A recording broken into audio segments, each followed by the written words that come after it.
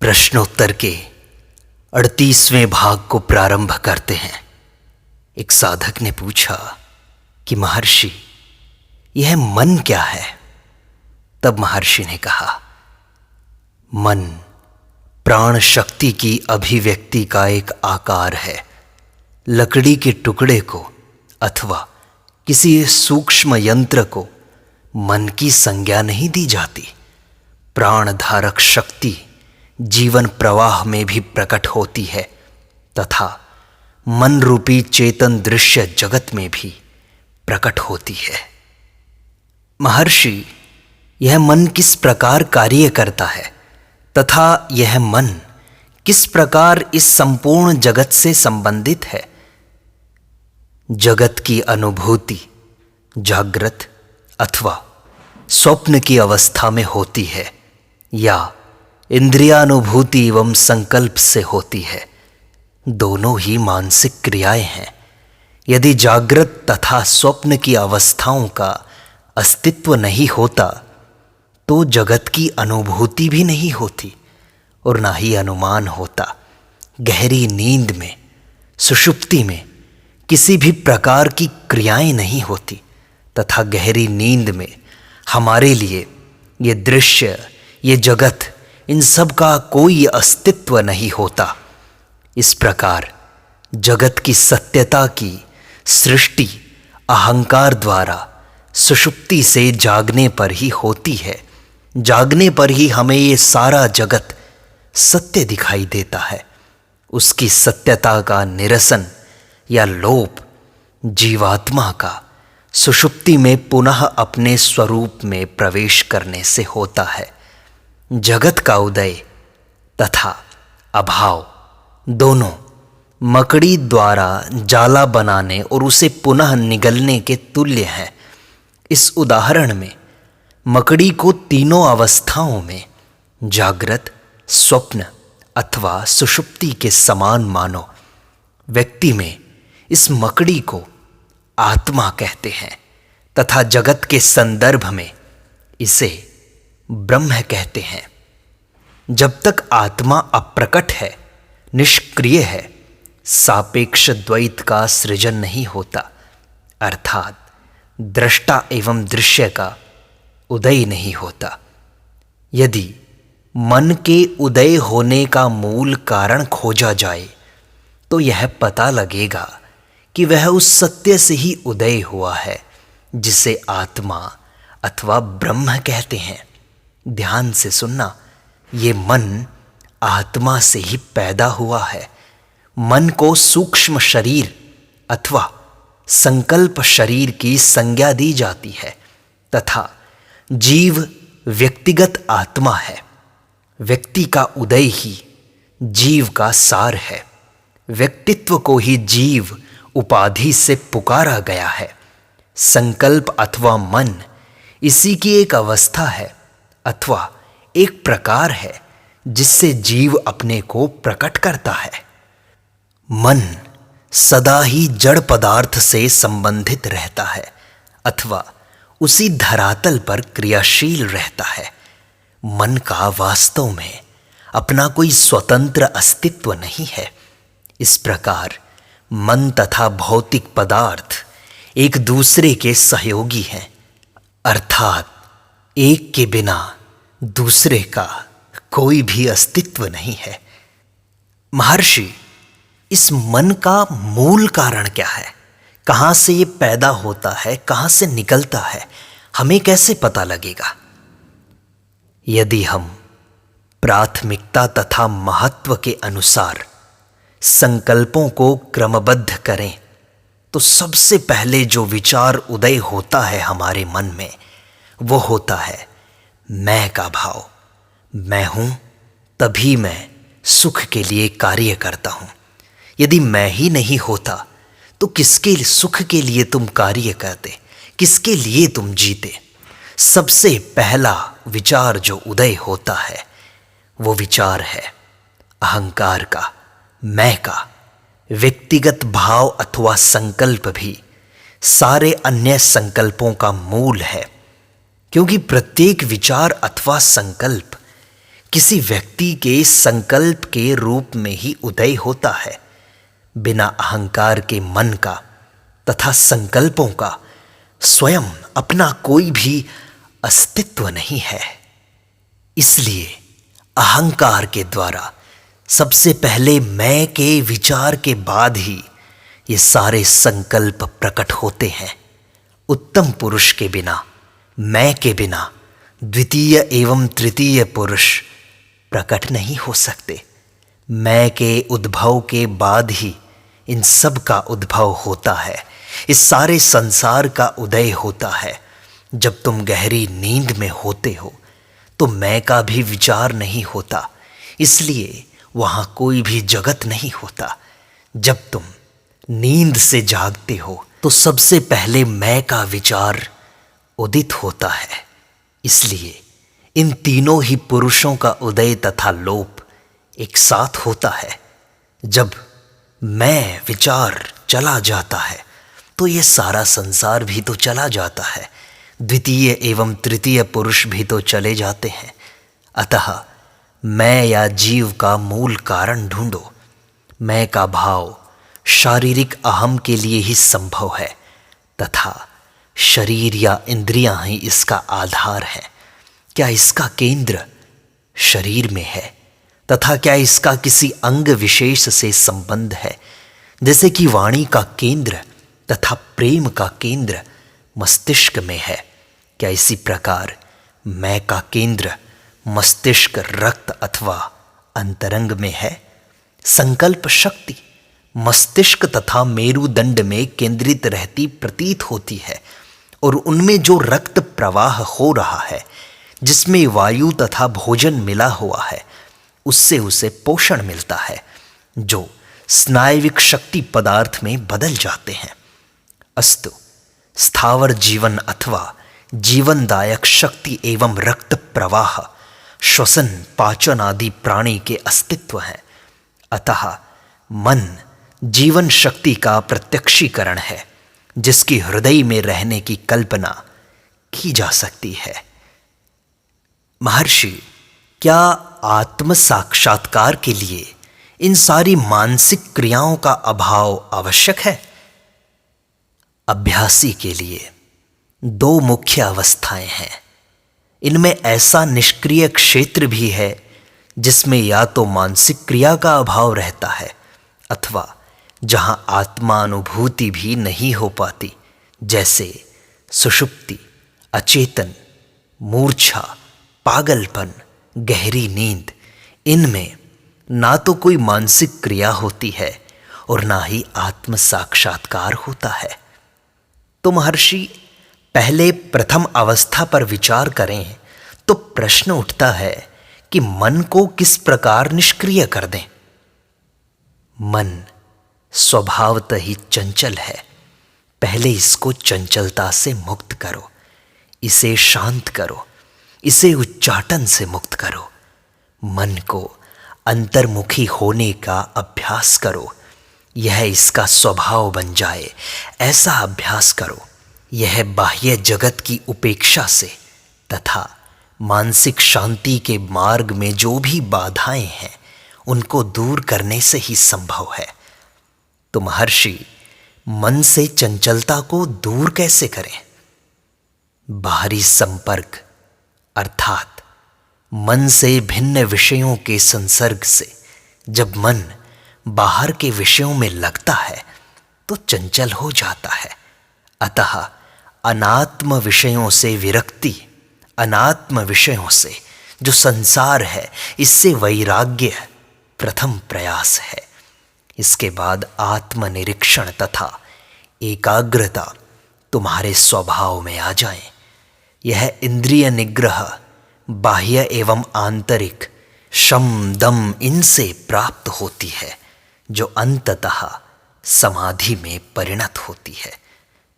तो महर्षि, इसका अभ्यास कैसे किया जाए? बाहरी दृश्य जो ये जगत है, ये थोड़ी देर का है, क्षणभंगुर है।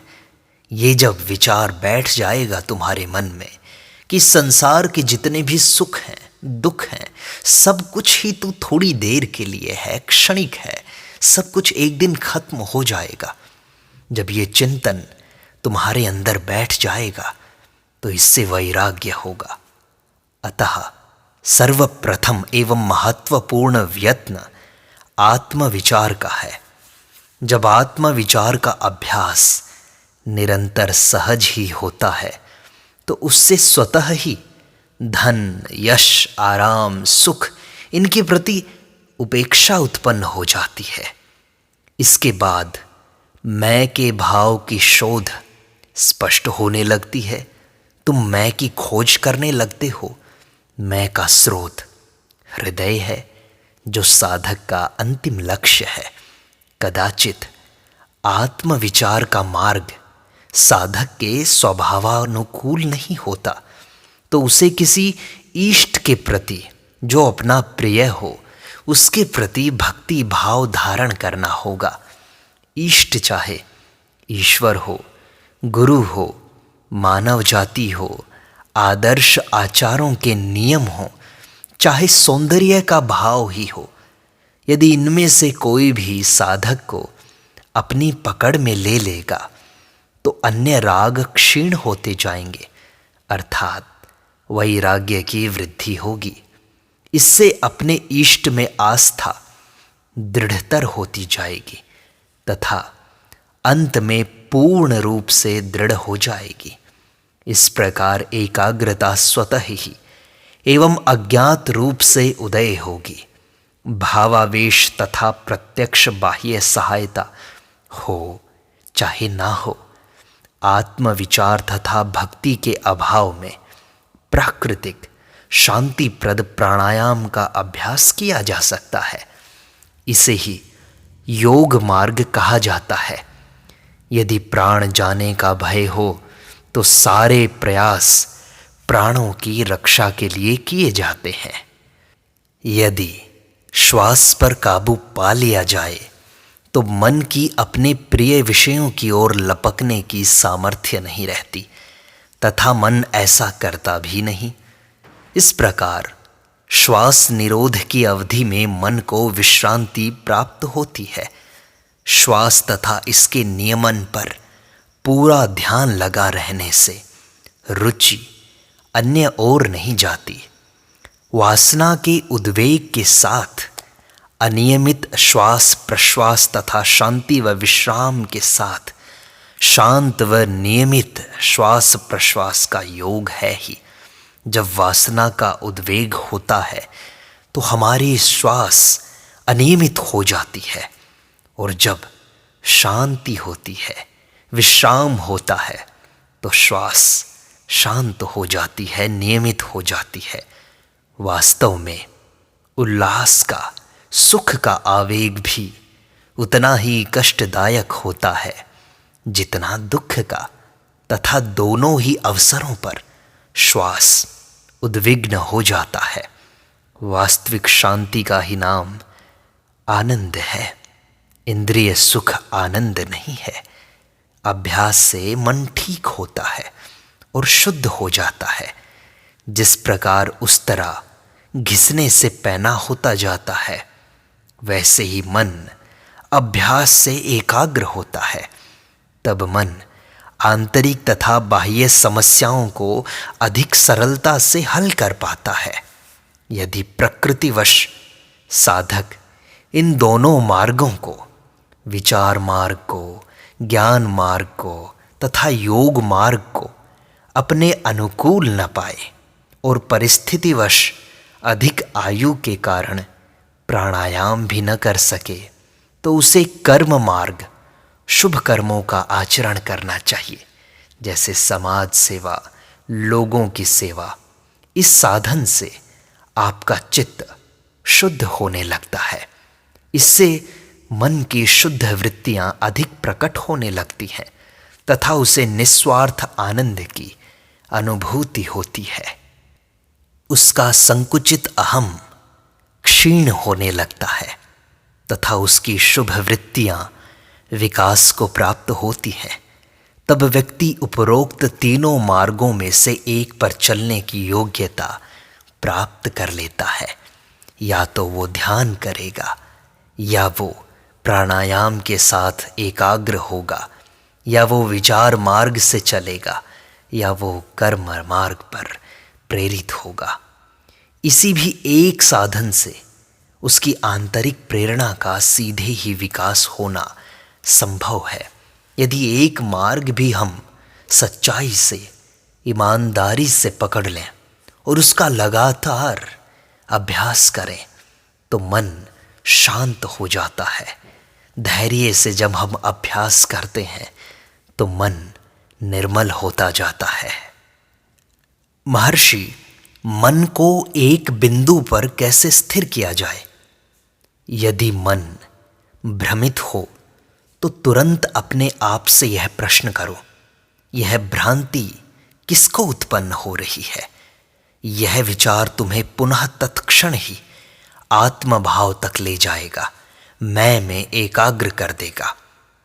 महर्षि, मन को हृदय में कितने समय तक ठहराया अथवा रोका जा सकता है? यह समय अभ्यास से बढ़ता जाता है। महर्षि, इस अवधि के बाद क्या होता है? इस अवधि के बाद मन वर्तमान की सामान्य अवस्था में लौट जाता है। हृदयगत एकत्व के स्थान पर विविध दृश्य जगत दृष्टिगोचर होने लगता है। इसे बहिर्गमनोन्मुख मन कहा जाता है, जो बाहर की तरफ चलता है। बहिर्मुख मन, अंतर्मुख मन को शांत मन कहते हैं। महर्षि, क्या यह सारी प्रक्रिया बौद्धिक स्तर पर ही है अथवा इसका प्रत्यक्ष अनुभव भी होता है? इसका प्रत्यक्ष अनुभव भी होता है। तो मन के हृदय में स्थित होने पर वृत्तियां शांत क्यों हो जाती हैं? यह संकल्प शक्ति तथा गुरु के उपदेशों की सत्यता में दृढ़ आस्था से संभव होता है। महर्षि, इस प्रक्रिया से क्या लाभ है? मन के शांत होने से क्या लाभ मिलता है हमें? इच्छा शक्ति पर विजय होती है। तुम अपनी इच्छाओं पर नियंत्रण कर पाते हो। एकाग्रता का विकास होता है। वासनाओं पर विजय प्राप्त होती है। वासना रहित हो जाते हो। समत्व के विकास में वृद्धि, अभेद दर्शन अर्थात सबके प्रति समान भाव में तुम्हारा मन दृढ़ हो जाता है। महर्षि, आप मैं की खोज पर ही बल क्यों देते हैं? प्रकाश इत्यादि इन लक्ष्यों में मन लगाने से मन निष्क्रिय तो हो जाता है, लेकिन अल्पकाल के लिए, थोड़े समय के लिए आपकी इच्छा का विलय होता है। कोई स्थायी लाभ नहीं होता। प्राणायाम भी इच्छा को केवल थोड़े समय के लिए ही शक्तिहीन कर देता है। ध्वनि श्रवण के फल भी इसी प्रकार के हैं। जब तक कि मंत्र पवित्र न हो तथा विचारों की शुद्धि तथा उनके विकास के लिए किसी उच्चतर शक्ति की सहायता सुलभ न हो। इसलिए जब तुम मैं की खोज करते हो, विचार करते हो, तो तुम्हारा मन एकाग्र होता है तथा तुम वास्तव में जो विचार उदय होते हैं उस मूल को ढूंढ लेते हो, जो अहंकार है, मैं का भाव है, और उसमें स्थिर होने के बाद तुम मन को आत्मा में विलय कर देते हो। अपने अहंकार को आत्मा में डुबा देते हो, जो कि एक सरल मार्ग है। इसलिए साधक को चाहिए कि पहले वह मैं की खोज करने का प्रयास करे। यदि यह उसे कठिन लगता है, फिर वह दूसरे अभ्यास, दूसरे मार्ग अपना सकता है। प्राणायाम का अभ्यास, ध्यान का अभ्यास तथा भक्ति का अभ्यास। यह साधक के स्वभावानुकूल होता है।